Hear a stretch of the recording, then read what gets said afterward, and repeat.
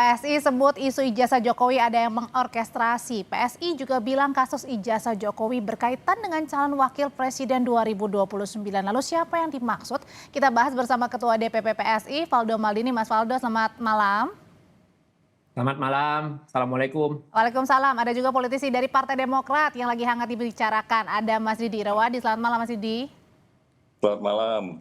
Dan ada juga Direktur Eksekutif Trias Politika Strategis, Agung Baskoro. Mas Agung, selamat malam. Malam Mbak Audrey semua. Ya, saya mau nanya dulu ke Mas Valdo nih. Mas Valdo, jadi sebenarnya siapa sih kasus ijazah yang mengorkestrasi ini benar dari partai politik? Iya, pertama Mbak Audrey, saya mau menyampaikan bahwa Pak Ahmad Ali itu bicara dalam konteks politik yang jujur dan apa adanya. Beliau bisa membaca dinamika yang sedang terjadi, terutama menjelang 2029 yang suasananya itu memang panas. Kita tahu semua partai. Masih jauh loh Mas, ini masih 2026. Semua saling menakar posisi, jadi wajar saja kalau isu-isu lama muncul kembali. Yang kedua Mbak, PSI itu sejak awal konsisten. Kami percaya pada negara dan penegak hukum. Berkali-kali juga saya sampaikan di sini bahwa soal ijazah Pak Jokowi sudah diuji berkali-kali. Berkali-kali juga masuk pengadilan dan berkali-kali juga ditolak karena tidak ada dasar hukumnya. Dan PSI punya satu prinsip Mbak, yang nuduh wajib buktiin, bukan yang dituduh yang harus membuktikan dirinya berkali-kali. Jadi negara ini kan negara hukum, nggak bisa bekerja pakai logika terbalik. Nah, soal Bang Beni, ini kan juga sesuatu yang udah disampaikan secara hukum dan sudah dijawab juga oleh Pak Syarif. Dan ketika beliau tadi menyampaikan ada yang belum menunjukkan ijazah, pasti arahnya ke Pak Jokowi. Makanya Pak Ahmad Ali menjawab dalam konteks politiknya. Karena bahwa isu ini selalu muncul menjelang kontestasi atau sedang panas-panasnya, dan beliau bicara soal tiket cawapres 2029 itu karena memang hari ini banyak figur yang bekerja keras untuk memanaskan mesin politik. Jadi itu bukan serangan ya, tapi itu pembacaan politik yang apa adanya. Tapi kalau dibaca politik dari untuk menuju 2029 ini aja belum 2026, masih akhir 2025, nggak kepagian Mas? Oh nggak ada Mbak, kalau kami kira ini juga sesuatu yang bisa dibaca bahwa realitanya hari ini mesin-mesin politik itu sudah mulai dipanaskan, apalagi sekarang sudah akhir 2025, 2026, verifikasi 2027, pendaftaran 2028, pemilunya baru 2029 Mbak, kampanyenya juga setahun. Jadi sebenarnya mesin-mesin politik itu sudah dipanaskan. Termasuk dari Partai Demokrat? Kami tidak bermain dua kaki. Kalau kami kritik, kami sebut namanya. Kalau kami bela, kami jelaskan apa adanya. Termasuk untuk kasus Pak Jokowi ini. Dan ini yang kami kira disampaikan oleh Pak Ketua Harian Mat Ali bahwa ya realitas politik kita hari ini sedang ada yang manasin, dan setuju juga kalau seandainya perlu dicek gitu kawan-kawan yang bergerak untuk membongkar dalam tanda kutip kasus ijazah ini siapa di belakangnya gitu. Karena kan ini udah lama sekali isunya gitu loh Mbak. Oke, emang benar Mas Didi salah satu yang manasinnya adalah dari partai Anda nih, karena berkaca kepada omongan dari Pak Beni pada saat rapat bersama dengan Kemendikdasmen dan juga para guru yang sebenarnya mungkin tidak ada kaitannya kala itu. Jadi gini ya, ini saya bicara sebagai orang politik dan juga sebagai warga negara ya. Perkenankan, saya sebagai warga negara yang awalnya tidak tertarik dengan isu ijazah ini. Tetapi lama-lama karena terus berkembang nggak berhenti, saya akhirnya mengomentari dan tertarik juga. Dan kebetulan juga Bapak Wapres itu kan dari INSEAD Australia. Kebetulan saya lulusan sana, kalau saya ditanya lebih banyak siap menjawab. Tapi balik dulu ke masalah ini. Kalau kita bicara soal 2029, saya kira terlalu jauh ya. Kecurigaan pihak lain soal ijazah ini mengkaitkan 2029 terlalu jauh. Karena publik hari ini melihat dulu para calon-calon ini, ada yang sekarang sudah duduk jadi wapres, ada para menteri, ada kepala daerah, melihat bagaimana kebijakan mereka, lalu melihat apa produk mereka, lalu karya mereka berapa tahun ke depan, hasilnya apa. Lebih melihat ke sana. Kalau ijazah kejauhan saya kira. Terlalu jauh. Jadi nggak ada kaitannya ini dengan peta politik cawapres 2029? Kejauhan. Karena saya bilang tadi, publik melihat apa yang menjadi ide, gagasan, lalu hasil kerja nyata. Ini kan belum kelihatan dari para calon yang ada, baru sepintas ya. Ya, kalau saya katakan baru setahun belum terlihat, akan terlihat 3 tahun. Jadi kalau ada rekan dari partai lain curiga bahwa ini 2029 kejauhan. Tapi balik soal ijazah, sebenarnya bila mana mohon maaf ya, Pak Jokowi mencontoh Obama ya, atau apa namanya yang baru di Indonesia Pak Arsul Sani. Arsul Sani, ini selesai tidak sampai 5 menit urusan ya. Barack Obama apa nggak lebih berat ya, dicecar habis-habisan oleh masyarakat Amerika, dan dia tunjukkan di publik, dia tunjukkan selesai persoalan. Dan di banyak negara juga terjadi, bukan hanya Barack Obama dan Arsul Sani ya. Pak Arsul Sani saya memberi hormat, dia tunjukkan itu dan selesai masalahnya. Mas Didi. Jadi menunjukkan memang tunjukkan ke publik selesai. Jadi begini, jangankan ijazah bagi pejabat publik atau mantan pejabat publik, jangankan ijazah, harta kekayaan saja harus publik berhak mengetahui. Mas Didi, publik berhak mengetahui, apalagi ijazah.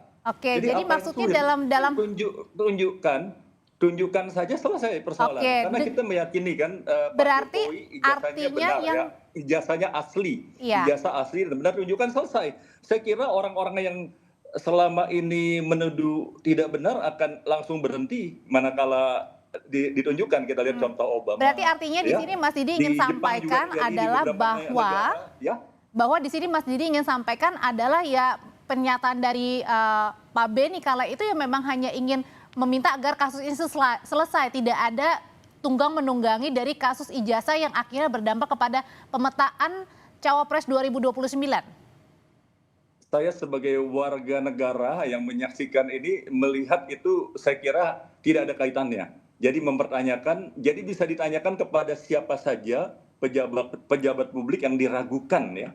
Akte ijazah, bisa akte kelahiran dan lain-lain. Dalam kasus Obama kan akte kelahiran. Jadi saya kira pertanyaan yang wajar, karena pejabat publik seperti saya katakan tadi, jangankan ijazah, harta kekayaan saja publik berhak mengetahui, apalagi ijazah. Ya, resiko kita menjadi pejabat publik, ya kita harus transparan kepada publik. Jika ini ditunjukkan tidak sampai 5 menit, 3 menit saja selesai persoalan. Dan lama-lama gitu ya, akan kembali guyup dan adem. Saya mau asli, kita yakini asli jasa Pak Jokowi, tunjukin aja. Beres persoalan. Beres persoalannya sebenarnya yang diinginkan Demokrat adalah suara dari masyarakat. Tapi kalau dari Mas Agung melihat ini sebenarnya memang murni karena suara masyarakat atau tadi karena ada yang kemudian menggunakan isu dugaan ijazah palsu Pak Jokowi ini dengan kaitannya di Cawapres 2029, kejauhan nggak sih kaitan itu? Ya kalau dalam politik nggak ada yang jauh ataupun yang dekat, kapanpun bisa saja panas mesin itu. Tapi begini, secara kualitatif memang susah untuk dimungkiri bahwa isu ijazah ini dekat dengan teman-teman Partai Demokrat semacam itu. Jadi misalkan ada Mas Roy Suryo, ex Partai Demokrat. Ya kemudian sekarang kuasa hukumnya ada Mas Denny Indrayana, ex Partai Demokrat juga. Nah yang kemarin bersuara kenceng Pak Benika Harman, masih kader Demokrat. Nah kemarin beberapa kali ada Bang Syarif Hasan, sekarang ada Pak Didi Irawadi yang memang secara ya kebetulan ataupun tidak kebetulan memang mengawal isu ini secara terang dan secara tegas gitu. Sehingga publik punya kanal yang jelas secara politik ketika membahas soal ijazah, kok dekatnya ke yang biru ya, seperti baju saya malam ini seperti itu. Nah yang kedua secara kuantitatif, memang kalau dilihat dari banyak survei, Mas Gibran ini masih mendominasi kalau bicara soal wakil presiden. Tapi Mas AHY juga jangan dilihat sebelah mata.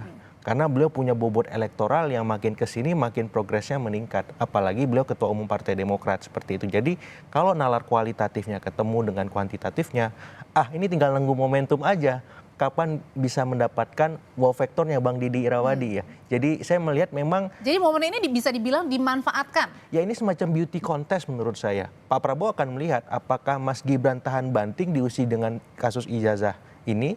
Ya beserta keluarga Solo, dan di sisi yang lain apakah misalkan Mas AHY atau dengan Partai Demokrat bisa dalam tanda petik melihat situasi yang lebih beyond daripada ini, maksudnya menunjukkan kinerjanya, mengawal ijazah ya, tapi apakah memang bisa menjadi antitesis dari Mas Gibran dalam konteks bicara soal kinerja sebagai Menko Infrastruktur Wilayah semacam itu. Jadi ya kita publik diuntungkan dengan hal ini. Kenapa? Kita bisa memastikan siapapun besok yang mendampingi Presiden Prabowo sebagai wakil presiden memang wakil presiden terbaik. Dan hal yang menarik secara historik, memang belum ada wakil presiden yang terpilih kedua kalinya sepanjang sejarah Republik kita. Sehingga Mas Gibran Presiden mau nggak mau, ada tapi wapres. iya, ini tantangan besar bagi Mas Gibran dan PSI untuk menjawab fakta sejarah Kecuali itu. Pak JK meskipun beda Betul, ada tahun sequence-nya, ya. ada jaraknya. Nah, belum ada yang berturut-turut. Nah, ini tantangan bagi PSI. Bagaimana menghandle isu ijazah ini supaya apa? Supaya membantah sejarah dan membuat sejarah baru. Seperti Gimana itu. tuh PSI menjawabnya? Dan betul kan nanti juga Mas Ahaye ini sudah disiap ancang-ancang nih di 2029 dan ada kaitannya juga dengan isu ijazah palsu Pak Jokowi ini. Usai jeda ya Bapak-Bapak, tetap bersama kami di Sapa Indonesia Malam.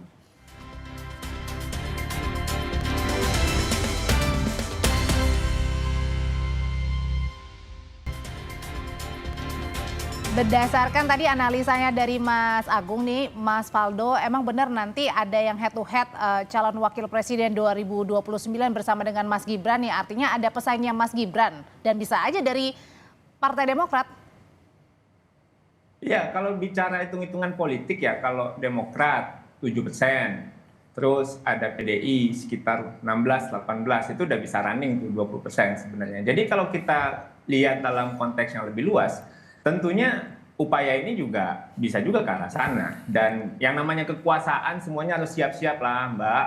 Hari gini gitu loh, hari-hari itu terasa makin cepat kalau kita bekerja terus. Hari itu lama kalau kita kagak ngapa-ngapain Mbak. Itu lama sekali hari. Nah jadi kalau mau menjawab sedikit yang Pak Didik bilang tadi, kalau lah Pak Arsul Sani, Pak Obama gitu, ya itu hak beliau lah. Tapi kan itu nggak bisa kita jadikan standar bahwa semua orang harus melakukan hal yang sama. Apalagi ini udah diuji berkali-kali.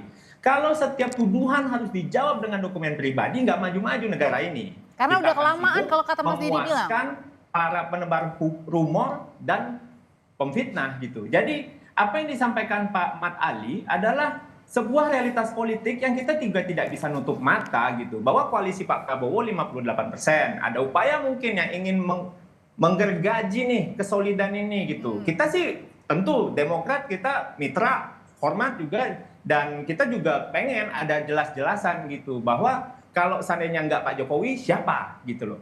Karena ini kan yang bikin kita bisik-bisik di politik, ini yang bikin kita mabuk Mbak gitu. Karena kan kalau kami PSI kritik gitu, kita sebut namanya. Kalau kita bela, total kita sebut juga namanya. Seperti apa yang kami lakukan ke Pak Prabowo, apa yang kami lakukan ke Pak Jokowi, Mas Gibran. Bahkan kalaupun seandainya Pak Menko AHY pun melakukan yang betul karena bagian dari pemerintah, kita akan lakukan.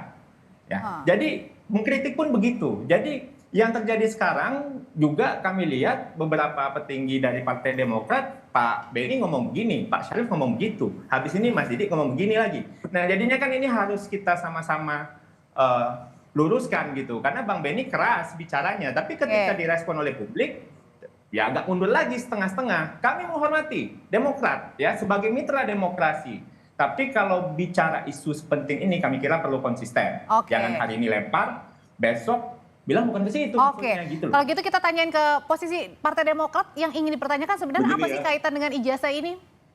Soal politiknya kan Pak Benny, Pak Syarif sudah bicara. Saya ini sebagai mantan insert loh. Jadi sama-sama alumni bareng sama Pak Wapres ini ya. Jadi saya terpanggil untuk bicara ini ya. Saya terpanggil, saya lulusan sana dan saya banyak tahu ya, saya di insert ya kali itu untuk semacam kursus bahasa, tapi itu di event lain aja. Jadi kembali lagi, terlalu kecil kalau kita mengkaitkan ini dengan 2029. Menurut saya terlalu kecil ya. Karena seperti saya katakan tadi, pejabat publik yang sudah menjabat dan selesai menjabat adalah harus publik berhak mengetahui apa yang ada pada pejabat publik itu, apalagi sekedar ijazah ya tadi saya bilang, hal-hal yang lain, harta kekayaan dan lain-lain aja publik berhak mengetahui. Kenapa harus dibikin jadi panjang dan ribet, jadi jadi lari maraton begini. Sebenarnya kan urusannya hanya 3 menit, 5 menit selesai, ditunjukkan selesai semua. Dan saya siap di belakang Pak Jokowi manakala ditunjukkan itu tetap dituduh palsu. Kalau ternyata benar, saya akan orang pertama yang ikut membela Pak Jokowi ya. Jadi apa yang diragukan lagi? Kan selama ini diyakini oleh Mas Maldini, oleh para lawyer, jangan dong dibikin panjang begini. Kasihan rakyat ya. banyak hal-hal lain yang lebih besar ya di negeri ini.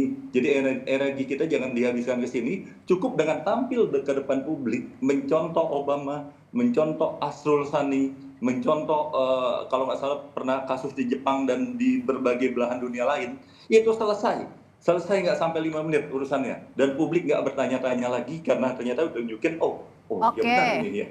Saya orang pertama yang akan berada di Pak Jokowi. Mas Faldo. Kan itu ijazahnya benar ya, tunjukin aja. Iya.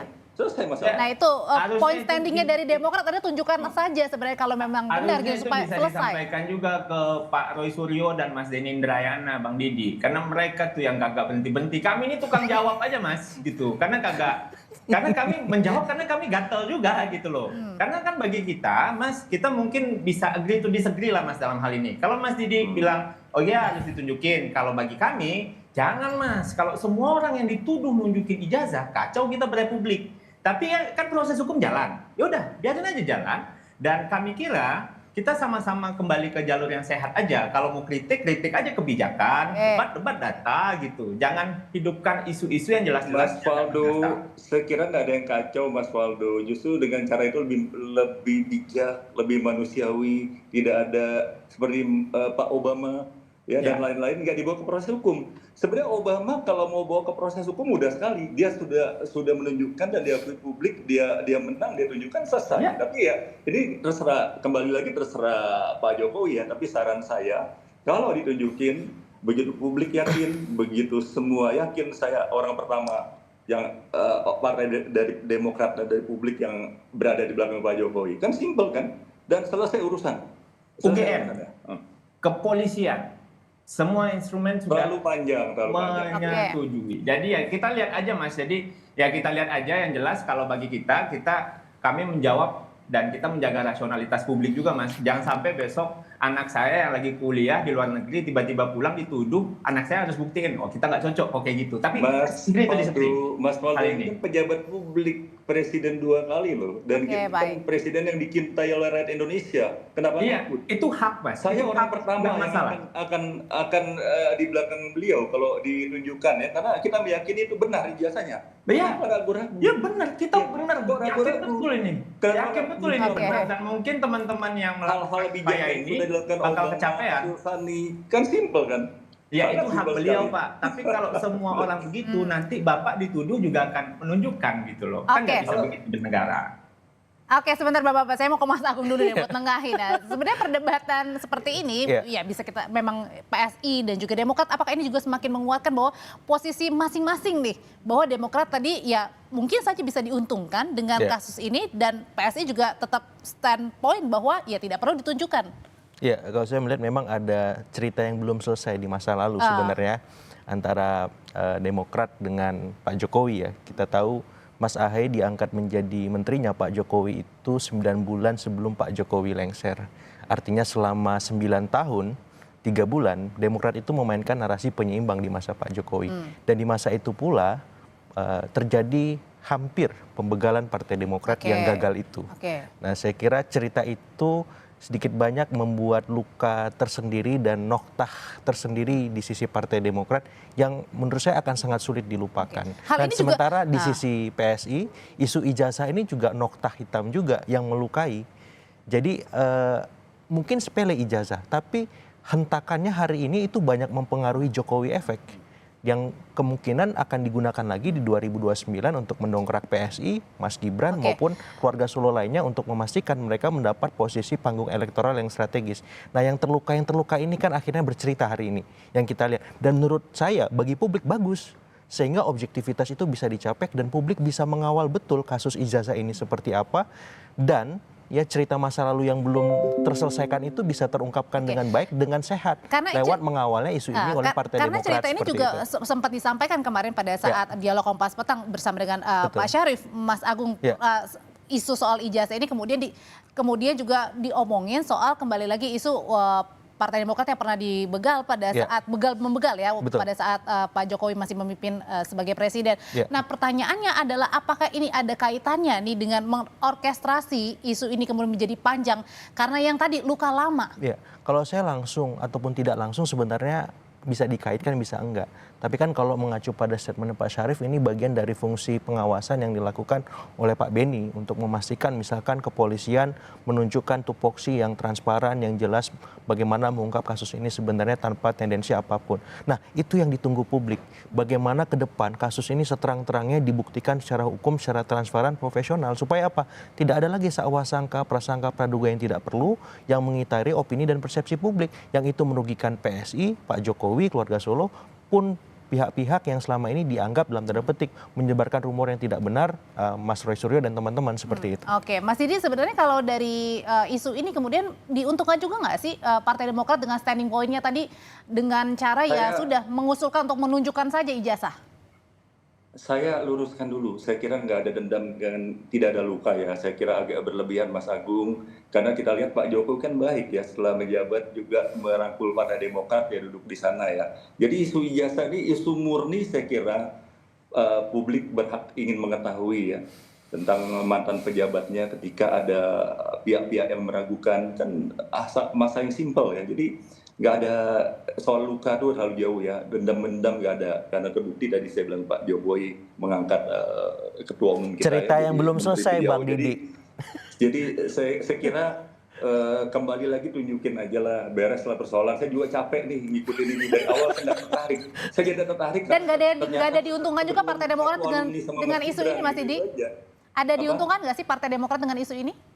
Saya kira bukan isu ini yang akan menguntungkan Demokrat dan partai manapun ya, tapi bagaimana program kerja yang baik, bagaimana para kader dan para menteri atau anggota parlemennya mengeluarkan kebijakan-kebijakan dan juga membuahkan satu hasil yang nyata bagi publik dalam 2 atau 3 tahun ke depan menjelang pemilu. Karena kalau dari isu ini mungkin ya publik hanya ingin mengetahui aja, ingin mengetahui ini kok nggak beres-beres di isu ini, padahal bisa selesai hanya 5 menit, kok nggak beres-beres sampai hari ini. Itu aja publik. Oke, jadi dan terakhir publik berhak mengetahui hal itu ya, berhak ya. Di negara demokrasi, di negara menjunjung tinggi demokrasi. Jadi kalau dari PSI sendiri sebenarnya cara untuk mengakhirinya seperti apa nih supaya juga tidak ada yang lebih diuntungkan, tidak ada yang lebih dirugikan? Singkat aja Mas Waldo. Ya, apa yang dikatakan oleh Pak Mat Ali betul apa adanya. Kita di politik nggak boleh dua kaki kami kira, dan kami PSI percaya rakyat juga cerdas dan rakyat juga tahu siapa yang pada akhirnya berjuang untuk kewarasan publik. Kita sama-sama berjuang untuk kewarasan publik. Ijtihad kami adalah begini, mungkin Demokrat punya perspektif lain, tapi nggak masalah. Dalam artian kita jadi tahu, Pak Beni ngomong begini, Pak Syarif ngomong begitu, Mas Didi hari ini ngomong begini. At least masyarakat pada akhirnya tahu posisi Demokrat seperti apa. Oleh karena itu, izinkan kami terus berjuang Mas Didi untuk menjawab tuduhan Pak Roy, Pak Denny Indrayana, dan bapak-bapak lainnya. Selamat berjuang, tapi ya bikin simpel aja 5 menit selesai dan kita akan di belakang Pak Jokowi. Sayangnya kawan-kawan ini nggak pengen sesimpel itu, Pak. Oke, baik. Oke, terima kasih sudah kita tangkap pesannya. Mas Didi terima kasih, Mas Waldo terima kasih, Mas Agung terima kasih juga. Selamat malam Bapak-Bapak. Tetap bersama kami, Presiden Prabowo Subianto gelar ratas di Hambalang bahas tambang ilegal. Bagaimana langkah Prabowo memberantas tambang ilegal? Kita bahas usai jeda.